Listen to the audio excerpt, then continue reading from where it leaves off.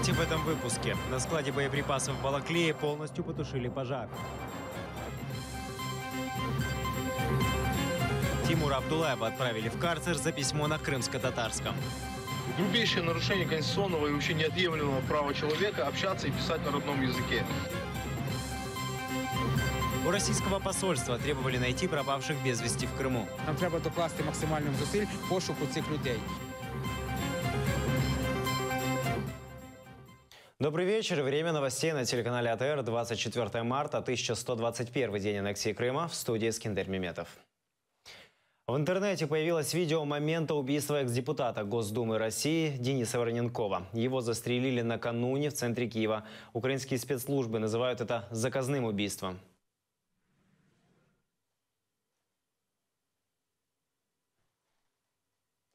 Вороненкова убил севастополец. Народный депутат Украины Антон Геращенко рассказал, что убийца экс-депутата Госдумы России Дениса Вороненкова был 28-летний гражданин Украины Павел Паршов из Севастополя.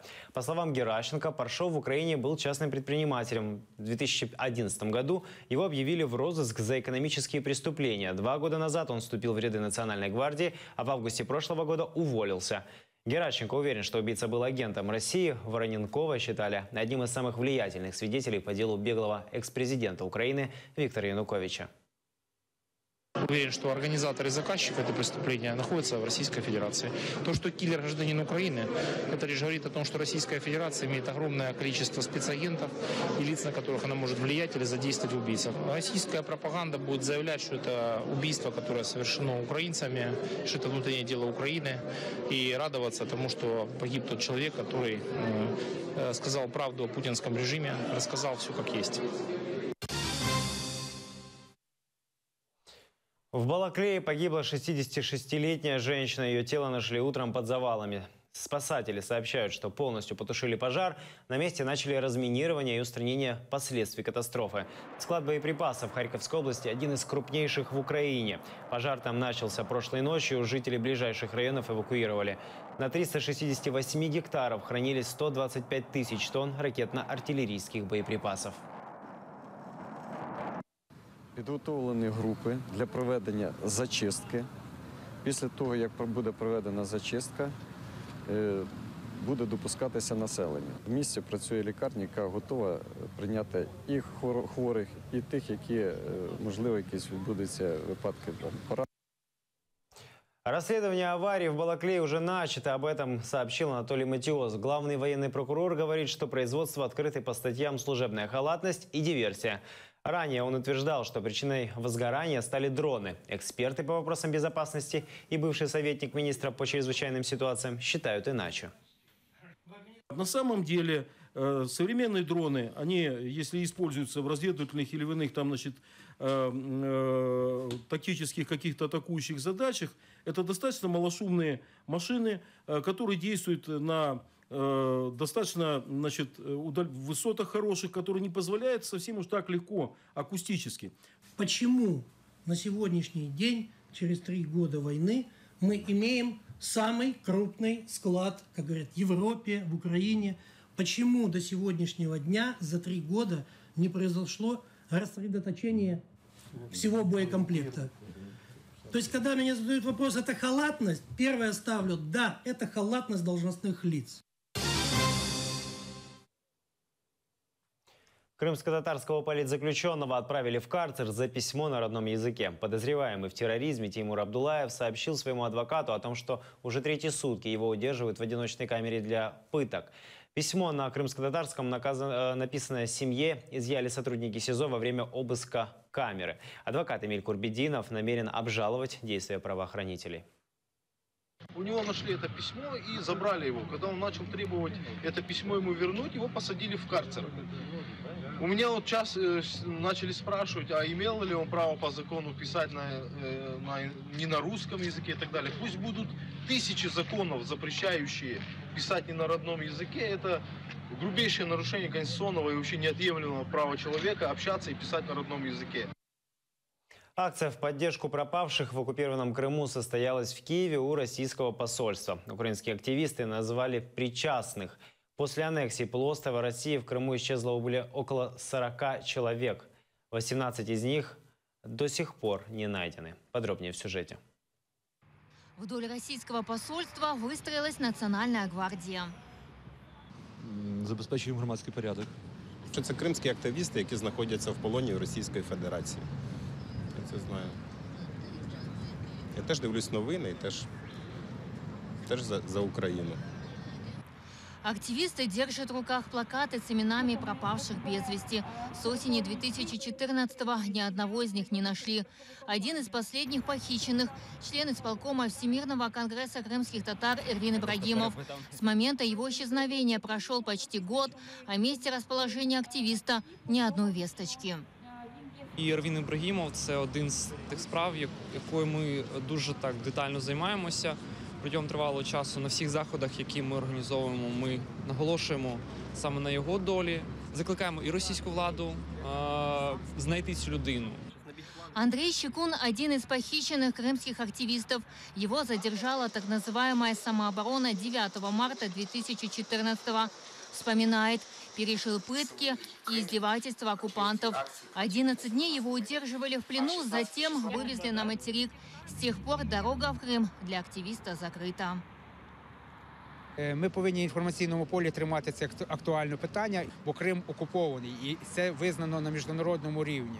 Тому міжнародній спільноті і разом з Україною нам треба докласти максимальних зусиль пошуку цих людей. І в кінці кінців вже почав отримувати якісь інформації від правоохоронних органів. Правозащитники посчитали, за 3 года оккупации на полуострове исчезли 43 человека. Из них 6 нашли мертвыми, о судьбе 18 ничего не известно.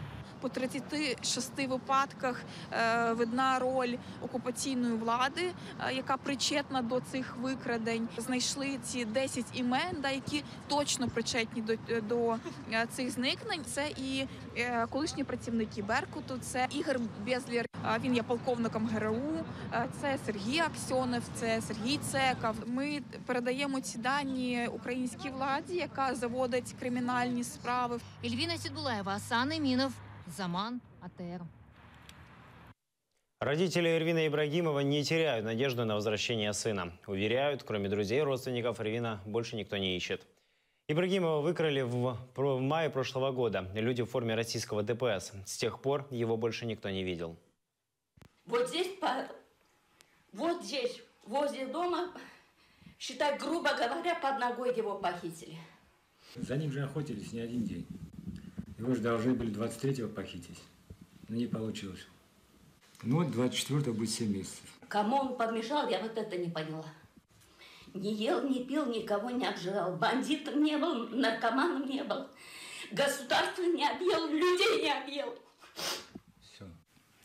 Вот, в общем, тоже все вот это вот на эмоции. Она уже кипит, я говорю, не знаю, лишь бы крышу не сорвала тоже. Все на эмоциях. Такие дела. Он же не один. И такие, как он, я не знаю, сколько еще будет, если не остановить этот беспредел.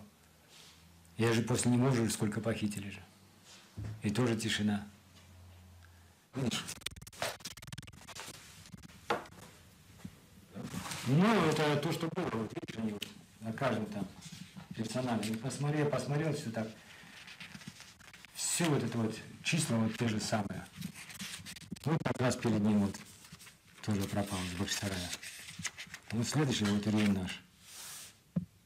Вот парнишка тоже пропал.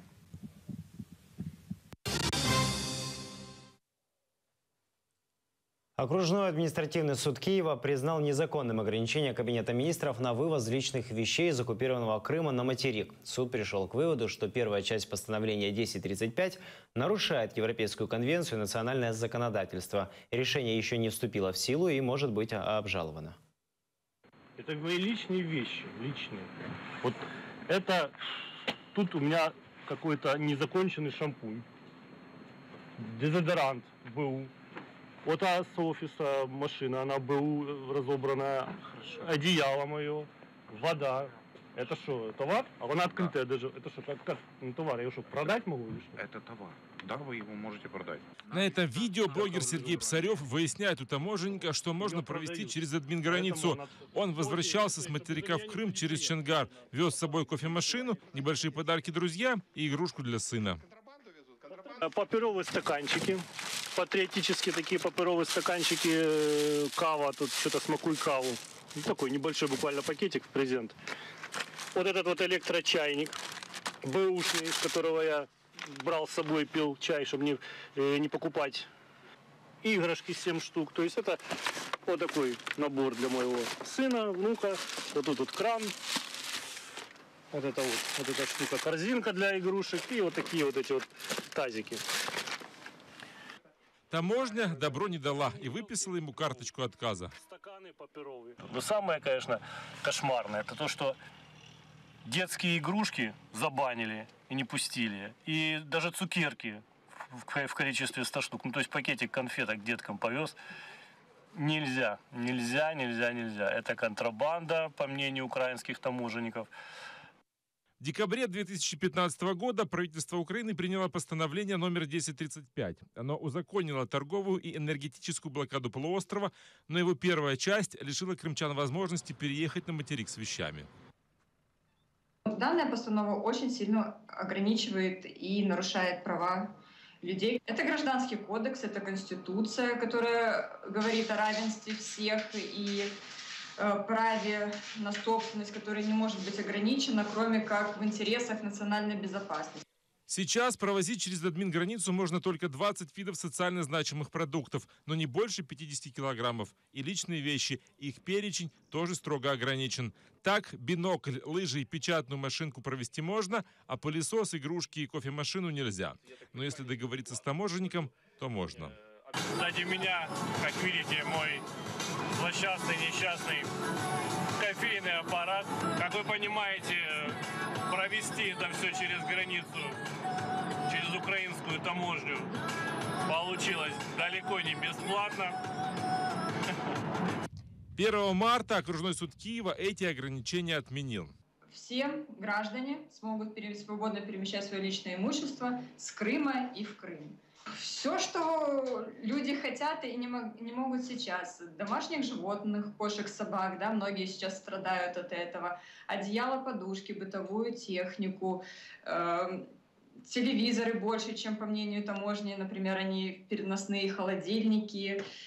Решение суда пока не вступило в силу. У Кабмина есть возможность обжаловать его в апелляционном суде. Роман Спиридонов, Заман, АТР. Необычный Новый год отпраздновали в Киеве. У тюркских народов есть праздник Наврез-Байрам. Отмечается он по астрономическому солнечному календарю.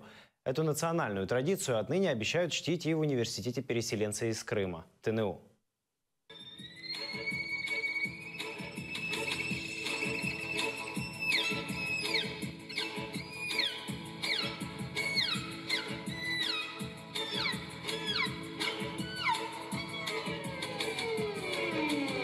На сцене крымско-татарский национальный танец «Тым-тым». В зале студенты и преподаватели. Среди них Эмиль Ибрагимов. Крымчанину 22 года. Он учится на магистратуре.